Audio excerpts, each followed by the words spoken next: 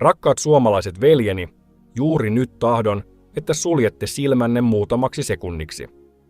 Tunnustelkaa hiljaisuutta meidän laajoissa mäntymetsissämme, sitä rauhaa, jonka löydämme vain silloin, kun tunnemme olevamme aidosti turvassa. Nyt avatkaa silmänne, sillä aina se, mikä näyttää rauhalta, ei välttämättä ole rauhaa.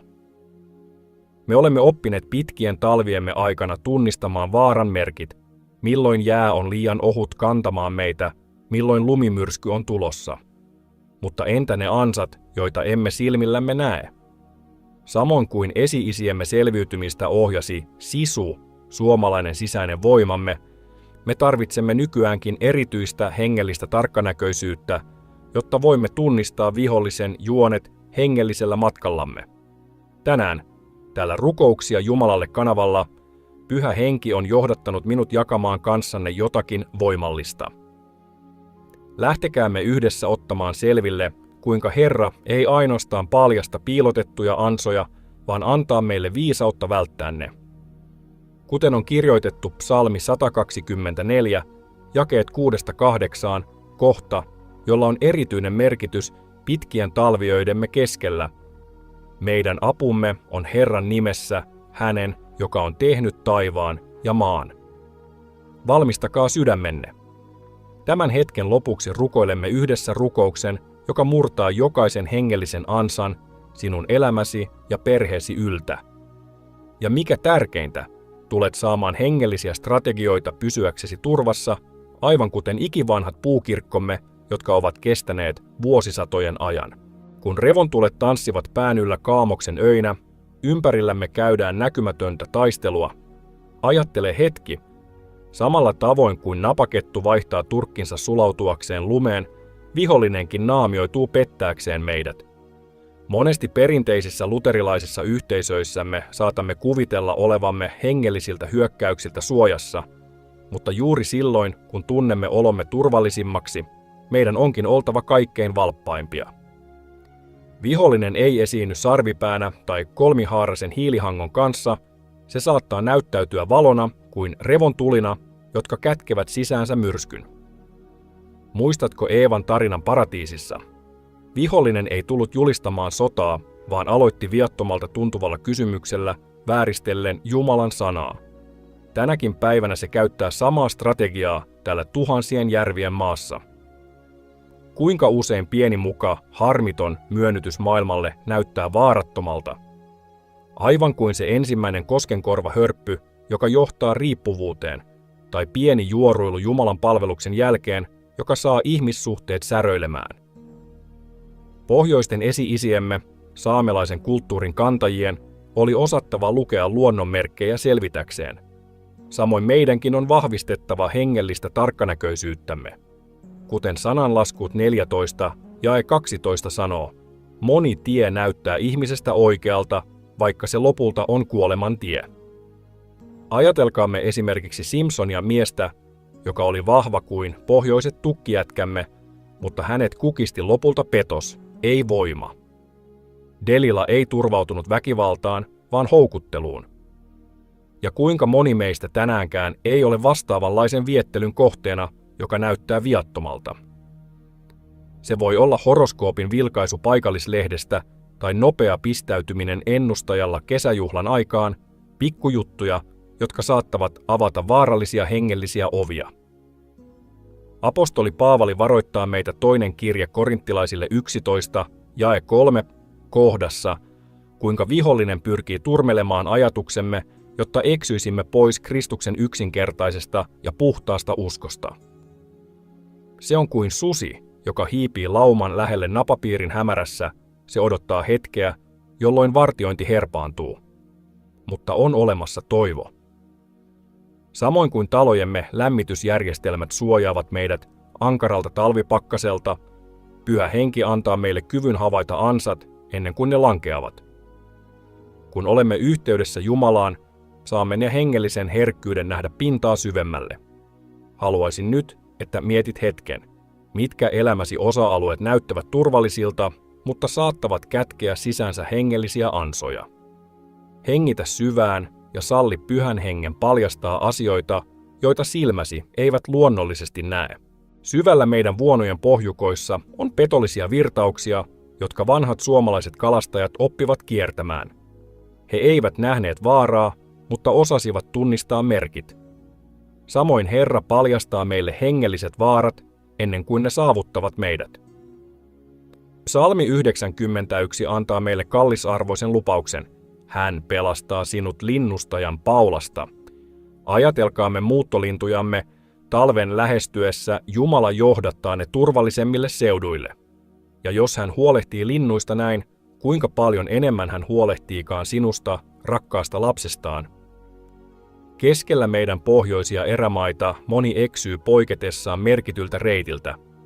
Hengessä on sama tilanne, kun etäännymme Jumalan yhteydestä, jäämme haavoittuvaisiksi, mutta pysyessämme hänessä kuin 100-vuotiaan männyn vuosirenkaat, tulemme vahviksi ja kestäviksi.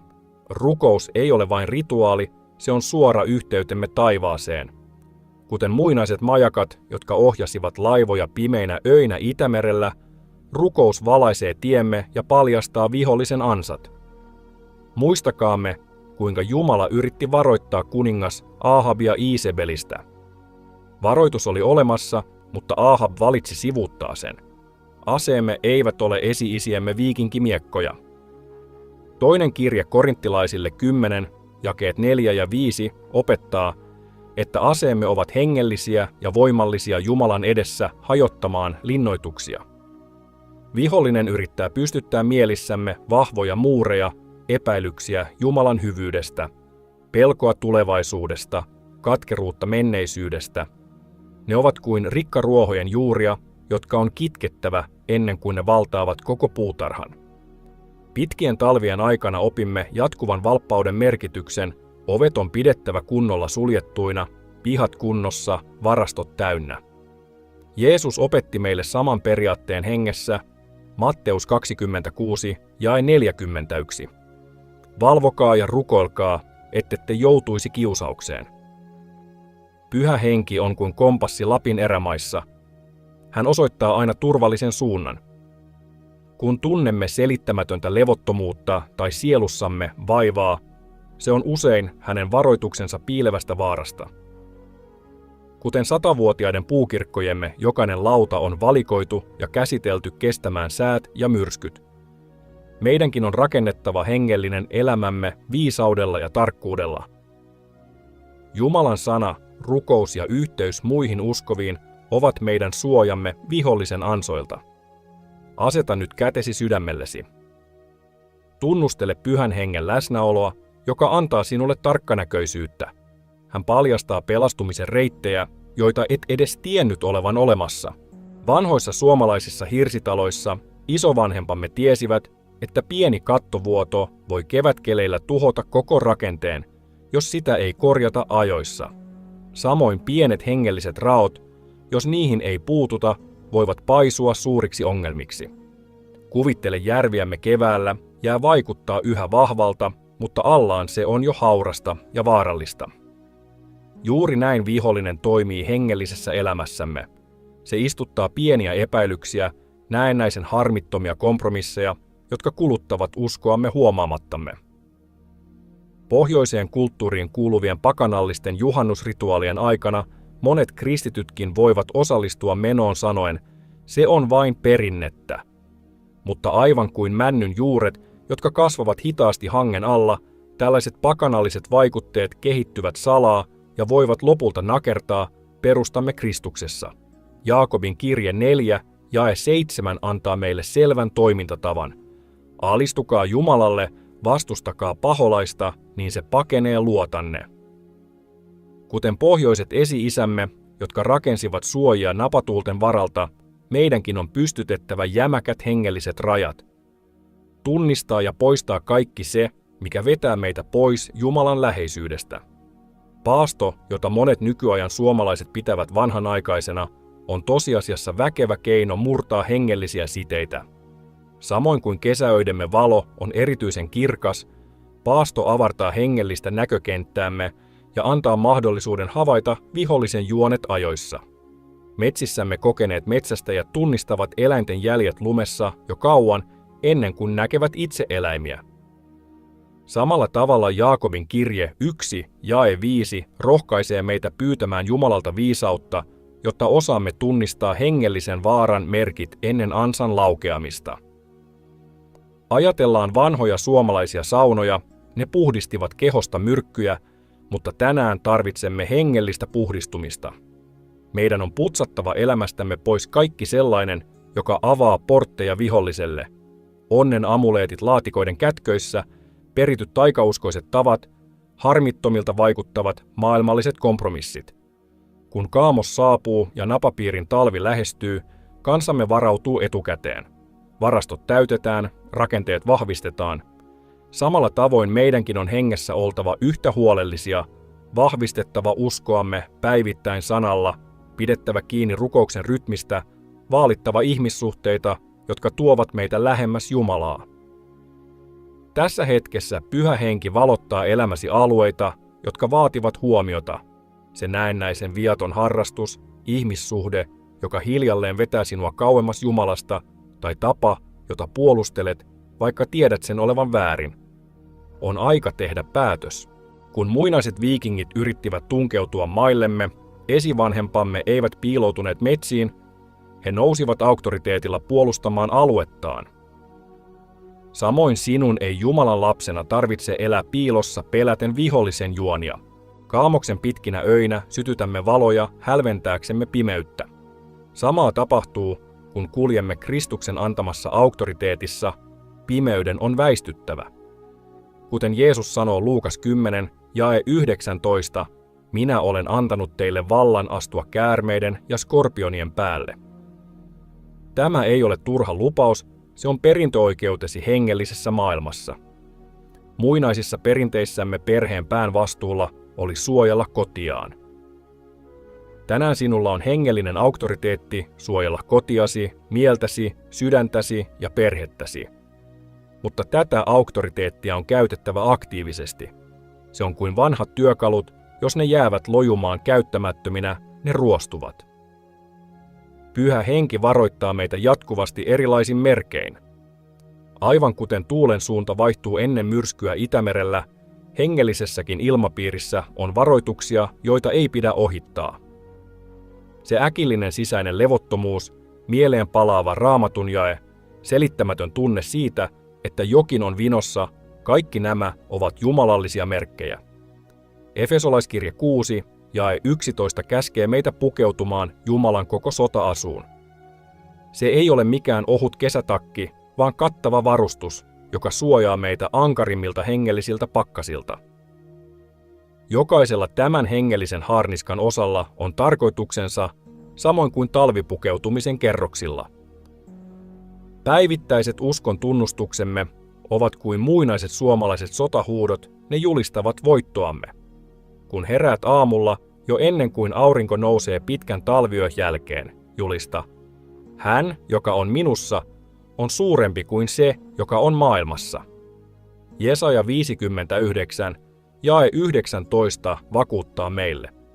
Kun vihollinen hyökkää kuin tulvavesi, Herran henki nostaa sitä vastaan muurin. Aivan kuten tulvapadot suojaavat rannikkokaupunkejamme, Pyhä Henki kohottaa suojamuurin ympärillemme. Tämä auktoriteetti ei perustu tunteisiimme tai omaan voimaamme, vaan Kristuksen täytettyyn työhön. Samoin kuin keskiyön aurinko valaisee maatamme kaikkein pimeimpinäkin aikoina, hänen voittonsa säteilee meihin lakkaamatta. Aseta nyt käsi rinnallesi. Tunnustele sitä voimaa ja auktoriteettia, jonka Jumala on sinuun tallettanut.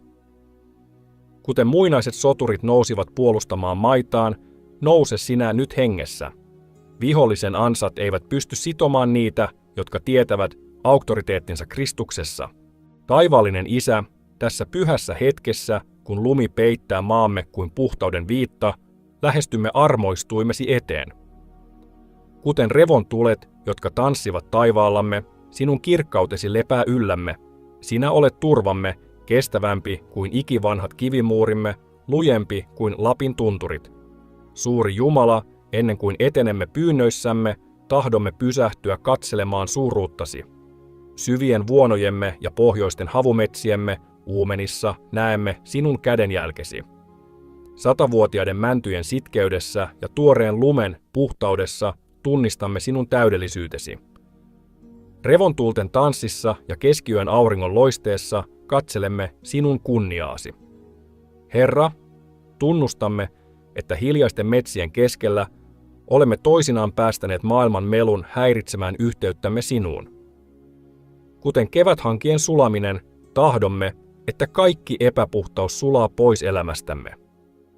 Anna anteeksi, Isä, jokainen kerta, jolloin olemme laskeneet hengellisen suojamme, jokainen hetki, jolloin olemme ohittaneet henkesi varoitukset. Kadumme niitä kertoja, jolloin olemme hakeneet viisautta muualta kuin sinulta, jolloin olemme turvautuneet oman maamme vanhoihin pakanallisiin tapoihin sinun kasvojesi etsimisen sijaan. Anna meille anteeksi jokainen pimeyden kanssa solmittu kompromissi, jokainen osallistuminen rituaaleihin, jotka häpäisevät nimeäsi, jokainen kerta, jolloin taikausko on saanut jalansijaa todellisen uskon sijaan. Jeesuksen, elävän Jumalan pojan nimessä mitätöimme nyt jokaisen hengellisen ansan, joka on viritetty elämäämme varten. Aivan kuten esi-isämme löivät jään rikki avatakseen kulkureitin, me murskaamme jokaisen mieleemme rakennetun linnakkeen, jokaisen ajatuksen, joka nousee vastustamaan Jumalan tuntemista. Teemme tyhjäksi kaikki paholaisen asetukset, jokaisen pimeyden sanan ja vaikutuksen. Isä, niin kuin olet säilyttänyt ikivanhoja puukirkkojamme sukupolvien ajan, pyydämme nyt suojelustasi jokaiselle, joka on mukana tässä rukouksessa. Olkoon Jeesuksen veri kuin turvakehä heidän kotiensa, perheidensä ja työpaikkojensa ympärillä. Jokainen vihollisen yritys vahingoittaa heitä sulakoon kuin lumi kevätauringossa, täysin voimattomaksi sinun väkevän voimasi edessä. Pyhä Henki, niin kuin ohjasit muinaisia merenkulkijoitamme vaarallisten Itämeren vesien halki, ohjaa nyt myös meitä. Olkoon sinun valosi vieläkin kirkkaampi kuin revontulet, valaisten jokaisen pimeän nurkan elämässämme. Missä on sekavuutta, sinne tuo selkeys. Missä on pelkoa, sinne anna rauhasi. Missä on heikkoutta, siellä näytä voimasi. Julistamme, että olemme Jeesuksen veren suojaamia. Kuten suojaamme kotimme talvipakkasten puremilta, me suojaamme elämämme, mielemme ja sydämemme sinun sanallasi. Mikään meitä vastaan suunnattu ase ei menesty. Yhtäkään syyttävää kieltä, joka nousee meitä vastaan, ei hyväksytä. Isä, käske nyt taivaallisia sotajoukkojasi ympärillemme, kuten muinaiset rajavartijat, he vartioisivat meitä yötä päivää. Asettakoon enkelisi jokaikisen vihollisen ansan alttiiksi ja tehköön sen tyhjäksi jo ennen kuin se saa jalansijaa. Leiriytykööt he niiden ympärille, jotka sinua pelkäävät, ja vapauttakoot heidät. Jeesuksen nimessä murramme jokaisen sukupolvelta toiselle siirtyneen kirouksen, jokaisen pimeyden kanssa solmitun sopimuksen sekä kaikki muinaisten pakanallisten tapojen vaikutukset, jotka yhä yrittävät pitää kiinni suvuistamme. Kuten keskiyön aurinko, joka ei laske, olkoon sinun läsnäolosi lakkaamatta elämässämme. Virratkoon Jeesuksen veri sukulinjojemme läpi, puhdistaen jokaisen sukupolven. Pyhä Henki, vahvista uskoamme kuin esi-isiemme sisu. Anna meille tarkkanäköisyyttä tunnistaa vihollisen juonet, viisautta tehdä valintoja, jotka pitävät meidät sinun tahtosi keskellä, ja rohkeutta pysyä lujina ankarimmissakin taisteluissa. Pyydämme erityistä varjelusta ajatuksiimme. Olkoon jokainen ajatus alistettu Kristuksen kuuliaisuuteen, puhdista mielikuvituksemme ja paranna muistomme kaikesta pimeyden vaikutuksesta. Vakiinnuta sydämiimme ja mieliimme se rauha, joka ylittää kaiken ymmärryksen. Julistamme varjelusta ihmissuhteisiimme. Olkoon jokainen ystävyys, jokainen yhteistyö ja perheside täynnä sinun läsnäolosi. Karkoita jokainen myrkyllinen vaikutus, jokainen pimeyden neuvonantaja ja jokainen ihminen, jonka vihollinen on lähettänyt eksyttämään meitä sinun tieltäsi. Julistamme voittoa fyysiselle terveydellemme, tunteillemme ja hengellemme. Olkoon jokainen kehomme solu, jokainen sielumme tunne ja jokainen henkemme alue täytetty sinun jumalallisella elämälläsi. Jos vihollinen on kylvänyt sairautta, me julistamme parantumista. Jos se on istuttanut masennusta, me julistamme iloa. Jos se on synnyttänyt sekasortoa, me julistamme rauhaa. Julistamme, että ansat kääntyvät siunauksiksi ja vihollisen juonet muuttuvat voiton todistuksiksi. Kuten metsämme nousevat jälleen kukoistukseen ankarankin talven jälkeen, samoin elämämme puhjetkoon täyteen armoosi ja voimaasi. Sinetöimme tämän rukouksen nimellä, joka on kaikkia nimiä korkeampi, Jeesus Kristus, meidän Herramme ja Vapahtajamme. Ja kaikki ne, jotka uskovat, sanovat aamen. Rakkaat suomalaiset veljet ja sisaret, olemme kulkeneet yhdessä hengellisen matkan tämän sanoman äärellä. Aivan kuten aurinko nousee vihdoin pitkän kaamoksen jälkeen, Herra on tuonut valoa vihollisen salajuoniin. Nyt sinulla ei ole pelkästään kykyä tunnistaa ansoja, vaan myös voima voittaa ne Kristuksen sinulle antamalla auktoriteetilla. Muista, niin kuin esi-isämmekään eivät yksinään kohdanneet Itämeren myrskyjä, sinunkaan ei tarvitse taistella hengellisiä taistelujasi yksin. Täällä Rukouksia Jumalalle -kanavalla olemme yhtä uskon perhettä, joka seisoo rukoillen ja tukien toinen toistaan. Jos tämä sanoma kosketti sydäntäsi, jos tunsit Pyhän Hengen voiman murtavan kahleita yhteisen rukouksemme aikana, älä pidä siunausta vain itselläsi. Jaa tämä video jollekin, joka tarvitsee vapautusta. Kuten muinaiset kyläyhteisömme, jotka liittyivät yhteen selvitäkseen ankarimmistakin talvista, meidänkin on vahvistettava toisiamme uskossa. Kirjoita kommentteihin aamen julistaaksesi voittoasi kaikista vihollisen ansoista. Julistuksesi ei rohkaise vain sinua, vaan myös muita, joilla on samanlaisia kamppailuja. Muista myös tilata kanavamme.